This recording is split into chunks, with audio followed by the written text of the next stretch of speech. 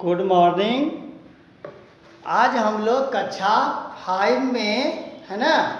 आज हम लोग कक्षा 5 में पाठ 15 पाठ कितना पाठ 15 कहानी लेखन हम लोग पढ़ेंगे कि कहानी लेखन क्या है, कहानी क्यों ज़रूरी है, कहानी में क्या हमें मिलता है, कहानी किसे कहते हैं।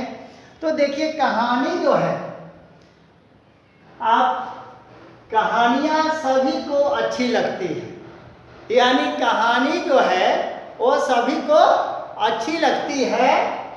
बच्चे तो विशेषकर बड़े चाव से कहानियाँ सुनते हैं।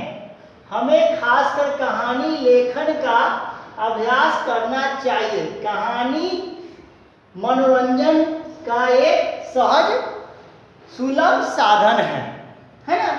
यानी देखते हैं कि कहानी चाहे वह राजा रानी का हो, चाहे वह पुलिस चोर का हो, चाहे अंधा का हो, चाहे पंडित का हो, सासी रूपा का हो, मेहनती वाला हो, यानी या भूत प्रेत वाला हो, यानी कोई भी कहानी जो है वो बहुत ही अच्छा लगता है। कोई भी व्यक्ति बहुत अच्छे और गौर से कहानी को सुनते हैं। खास करके बच्चे को देखिएगा, छोटे छोटे जो बच्चे हैं वो कहानी सुनना ज़्यादा पसंद करेंगे अपने दादी माँ से, है ना। रात को रात प्रतिदिन कहेंगे कि दादी माँ आज कोई कहानी कहिए। माने डेली अपनी दादी माँ को वह कहानी कहने के लिए प्रेरित करता है। यानी इसीलिए यहाँ पे हमने लिख दिया है कि बच्चे तो विशेषकर बड़े चाव से है ना कहानी सुनते हैं, है ना। अब जो है कहानी जो है एक मनोरंजन का सहज और सुलभ साधन है।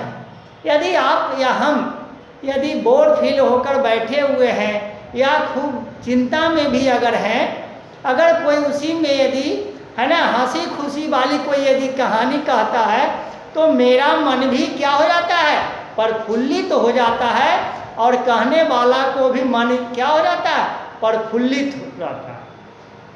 और जितने भी हमारे दिमाग में जो टेंशन वाली बात है या नाराजगी यदि ब्रेन में बैठा हुआ है तो वो सब क्या हो जाता है, वो सब दूर हो जाता है ना। इसलिए कहानी हम लोग सुनते हैं गौर से, इसलिए कहानी भी हम लोग लिखने का प्रयास करेंगे। और एक चीज़ और है कि कहानी से हमें बहुत सारी शिक्षा भी प्राप्त होती है। कहानी से हमें जो है प्रेरणा भी मिलती है, यानी सीख भी मिलती है। इसीलिए यहाँ पे हमने लिखा है कि कहानी लिखते समय हमें किन बातों पर ध्यान रखना चाहिए। यानी जब हम कहानी लिख रहे हैं तो उस समय हमें किन बातों पे ध्यान रखना चाहिए, है ना। तो पहला है यहाँ कि कहानी जो है वास्तविक लगनी चाहिए। यानी कहानी जब हम कर रहे हैं तो एकदम रियली में उस वैसी घटना लगनी चाहिए, यानी वास्तविकता वही हुआ कि वो वास्तव में लगे कि हाँ वो कहानी अभी घट रही है ना। दूसरा है कहानी मनोरंजक होनी चाहिए। कहानी ऐसा कहना चाहिए कि मनोरंजक लगे, यानी जो भी सुन रहा है उसको आनंद में प्राप्त हो, आनंद हो, हर्ष हो, खुशी हो, है ना। मन अंदर से प्रफुल्लित हो जाए, वही मनोरंजक हो गया। क्लियर। तीसरा है कहानी में कोई ना कोई शिक्षा अवश्य होनी चाहिए। यानी कहानी में जो है कोई ना कोई शिक्षा जरूर होनी चाहिए, क्योंकि कहानी से बहुत सारे हमें सीख भी मिलती है ना। जैसे हम अभी एक आप लोग के बीच एक कहानी कह रहे हैं, है ना।